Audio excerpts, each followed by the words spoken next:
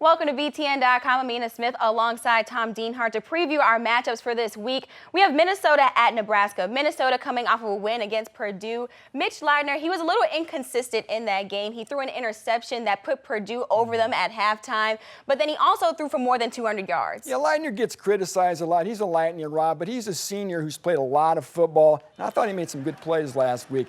Typical Mitch Leidner type of a ball game. 231 yards passing, 74 yards rushing.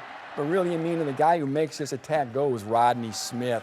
We talk about all the other backs who are hot, like Saquon Barkley in the Big Ten, but Smith is right there, number 2 in the Big Ten in rushing right now. 4 100-yard rushing games in a row. Amina, this is the quietest 7-2 team in the nation. And if you can believe this, if Minnesota wins out, they will go to Indianapolis and play for the Big Ten championship. And Nebraska coming off an embarrassing loss to Ohio State. It was the second largest loss between two top 10 teams in AP poll history. Not to mention Tommy Armstrong, he had an injury in that game. How do these players refocus for this matchup? Yeah, if I'm Mike Riley, I just burn the tape on this ball game. There's nothing to really learn from it. A 62-3 loss at Columbus. Put it behind you. Look forward for Nebraska, because right now their season is starting to come unraveled. Started 7-0. They've lost 2 games in a row. They no longer control their own destiny in the West. And what's going to happen to quarterback with Armstrong taking that big hit last week?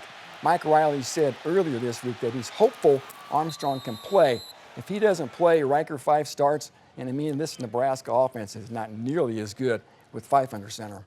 Well, thanks, Tom. If you guys want more interviews, highlights, and analysis on Minnesota, head to btn.com/Gophers. And for more on Nebraska, head to btn.com/Huskers.